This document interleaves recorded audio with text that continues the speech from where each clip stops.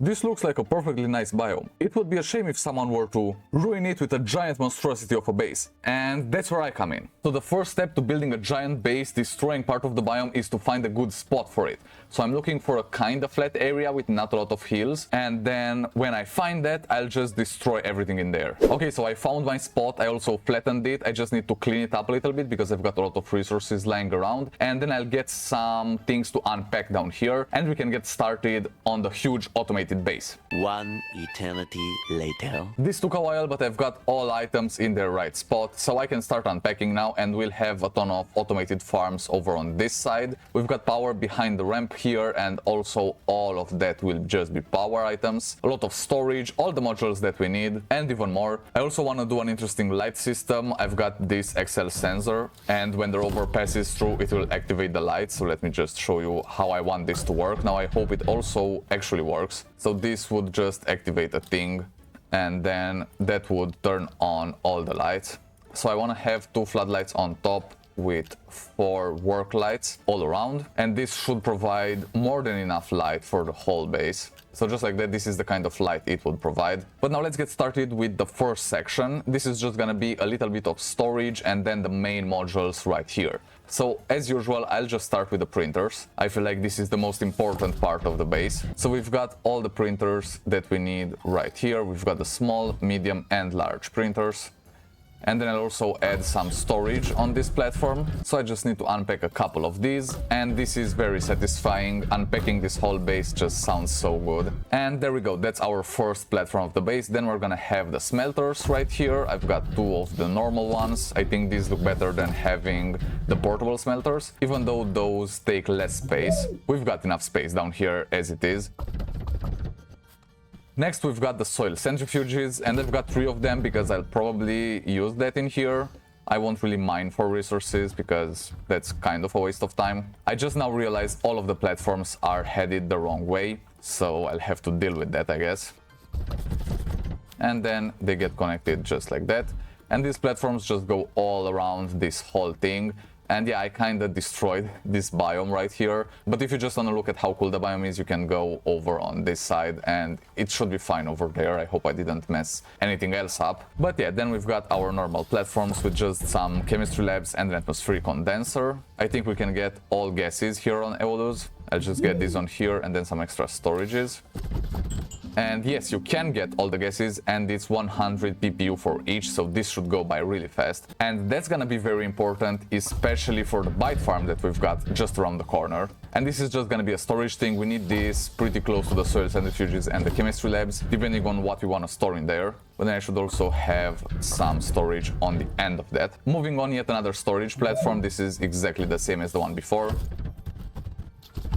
And then we get to some miscellaneous items. We'll just have an extra request platform, a trade platform, and a research chamber on here because why not? And this will just go around like that. I don't think I will be using this platform that much, but it's better to have it and not need it than to need it and not have it. So that's why this is just gonna sit in here. It will probably not be used for quite a while, but anyway. And then we've got the bite farms. So I've got 2 little bite farms here, and these are gonna be exactly the same setup, just an atmospheric condenser and then 3 research chambers. And there we go. We've got both of them set up, and as soon as we're connected to power, I will also turn them on. Then on this side, we've got just more storage, so I'll skip this and we can go over to our power section, and this should be very satisfying. As you can see, we've got a lot of wind power. We just need to deploy all of them now, and then I'll need to connect each of them. I think all this wind power is gonna be way more than enough, but I don't have any batteries, so that's why I also have an RTG section, and this is gonna be filled with 60 RTGs, I guess. And then I'll just have to put each one on here, and this is gonna take a while, so I'll do it off camera. Now let's move on to the scrap farm. This is gonna turn copper into scrap, so I've got 2 auto extractor for this malachite that's really close to the base. So first I need to set this up in a better spot of the node. I think this is higher on that. Oh yeah, definitely. And yeah, I think this one will be pretty close on here. So there we go. And there we go, we've got power for this as well. Of course they're gonna be connected to the base, so they'll get power that way. but I just wanted to have power as soon as possible just to see that everything works here. Now we'll need some auto arms. So I've got platforms here and also the auto arms for them. And I just need to make sure they reach into there. This thing needs a storage because both auto arms will feed into it somehow. So I've got this connected to power just to see if they can reach down there. And it looks like they cannot. So I guess then I can just remove the RTG. And does it reach now? Doesn't look like it. Okay, so I just extended this a little bit and now it reaches. But now these don't have any power, so I'll just need some extenders. Okay, so I've got extenders right here. I can just go ahead and put some of these down. This should go straight in there if I can see it. There we go. Okay, so now this should be able to get all the malachite. That's gonna come right here. Then we'll need some extra auto arms to take it. Actually, just to be safe, let me put malachite in the selector slots of these auto arms. We don't want them taking anything else. And then I will use a couple smelting furnaces right here. These will smelt the malachite into copper and we're out of power. I should really start unpacking those RTGs. But these will transform the malachite into copper, and then the next auto arm will just take copper from here. I also have a storage for this thing, and then we'll just need another auto arm to take it and feed it onto this platform. Oh well, actually I think it kind of reaches, so I'll get this out of here. And I'll move this a little bit closer, so this auto arm should be able to just place stuff straight on there. I'll connect this to power, and the small printers should be set to work lights, so if I can just find those. And I'll put a copper in the selector slot of this arm. I won't turn it on just for now, but this will grab it and put it right here, which means I need some storage on this end. And then the copper will just get grabbed by these small printers and sent into the next platform. And this next platform will have the shredder on it. I've got an extra large shredder, and let's just get this turned around. There we go. I need some auto arms to grab everything and put it on here. And that's the scrap farm going. Then we'll have the automated trade platform section on this side, but we keep running out of power, so I'll just go off camera to unpack all of these. I finally unpacked all of these, so we've got a lot of power going through the base, which is good because the wind just stopped right now. And I also got this thing ready, so we can just connect to power. I've got a large resource canister in case we just need to store a lot of scrap, but when we don't, this will be set to enable output and all the scrap will go right here. Now I can also turn on this auto arm and the farm should start right away. So we've got the work light that gets shredded and the scrap should go in here. Everything's pretty good and this is very modular. So if we just need more scrap, I can get some more auto extractors on this, or I can find a different node and put auto extractors on that. I see some malachite in the distance there and also wolframite. We can also use wolframite to get scrap. We just need to do floodlights instead of work lights. So that's pretty easy. But now it's time to build the automated trade section. Oh, and by the way, I also unpacked all of the storage things. So we've got a lot of large resource canisters around the base, even on that side. This is all looking pretty good, but now that we've got power and everything's connected all around, I should also start the bite farms. So because all of these are 100 PPU, I can just choose whichever one I want. It doesn't really make a difference, so I'll just do hydrogen on one and helium on the other. And I just need to make sure all the research chambers are turned on. And the moment the gas is done, it will go into the first research chamber, then the second, and then the third. And if you want to do this as well in your base, then you should know 1 atmospheric condenser is more than enough for 3 research chambers. So don't just use 1 research chamber, use at least 3 of them. And yeah, that's the bite farm right there. Now it's time for the automated trade platform. So of course we need a trade platform, that's the most important part of it. I'll just have this right here. And I think this can kind of go to an angle this way because we don't want to crowd the power section here. So there we go. Then all I need is 3 platforms and 2 auto arms, and I'll grab the sensors in just a minute. Let's enable output on this because I need a couple scrap just for the selector slots of these auto arms. This one will also start as being on and this one off. And then I'll just use a storage sensor on this thing and then a count repeater on the ground here.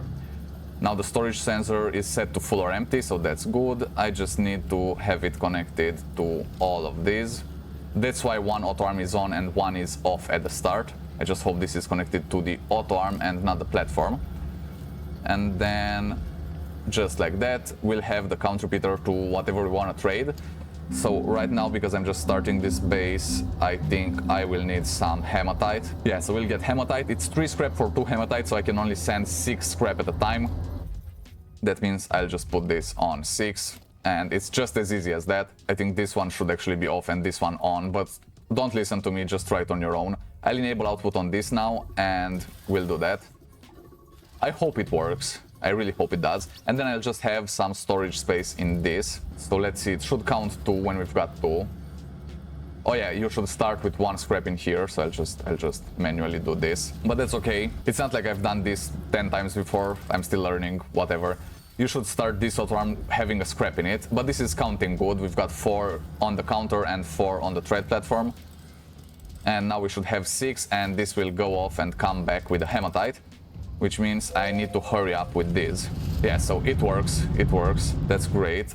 I just need to hurry up before the hematite gets here. So I'll have 2 auto arms unloading. You don't need to have 2, you can also just have 1, but I want to make sure I can get this off as quick as possible, and I'll put the hematite in the selector slots. Whenever I change what I'm trading for, I'll change the item in the selector slots of these auto arms as well. And then I've got my storage section right here with some large resource canisters, so I will be able to trade for whatever I need, and they will go into these canisters. Once a canister is full or I want to change what I'm doing, I'll just move it back there and grab a new one and put it here. So let's get the hematite in the selector slots and turn these on, and this should go into only 1 of them. So I'll enable output on 2 of them and just leave 1 for the hematite. If I wanted to, I could smelt it right here, so just have a smelter in between these, but I'll just gather the hematite like this and I'll smelt all of it when I've got 400 in the resource canister. Now I know it's not that dark in here, but I still want some lights because they just look really cool, and I want to do the thing where they automatically get activated when you drive in. And look at that, the bite farms are working as well. All of the resource chambers are active. So yeah, this is a very good design if you want to do that, and it's pretty easy to make as well. But now it's time for the lights. And in case you didn't notice, until now I am in creative mode, because this would have taken a lot to do in survival, and I didn't really have the time for that. So I'll just need these to be on a separate thing.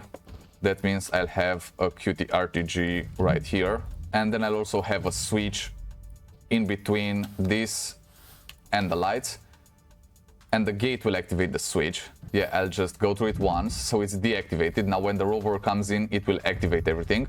And I just need to have a bunch of these things going around the whole base. I'll do this off camera and then I'll show you how everything works. After a long while, I finally got everything in place. So this is what it looks like when you drive in with the rover. And just like that, all the lights turn on and you can see everything you want to do in this base. And I purposely left a lot of space in the middle so you can go around with the vehicle from platform to platform. And if I need to move some of these big resource canisters, I'll just load them in the back of the rover. That was the idea behind this whole base. I just wanted it to have a lot of space to move around and maybe even add things later. If you want to, we can do a part 2 on this base. Just let me know in the comment section below what should I add. The scrap farm is working, the automated trade platform is working very nice. We've already got 26 hematite in the time I was here. We've got the bite farms going, all the storage space, all the power. We've got the lights, which I think are really cool. They really give some sort of flavor to the base, because with the lights turned off, you can see it looks kind of good, but when you turn them on, yeah, this is much better. But make sure to subscribe, and if you liked this video, then I've got the perfect one for you. It's this one right here where I built the smoothest base in Astroneer. So go watch that next. Cheers, Astroneers!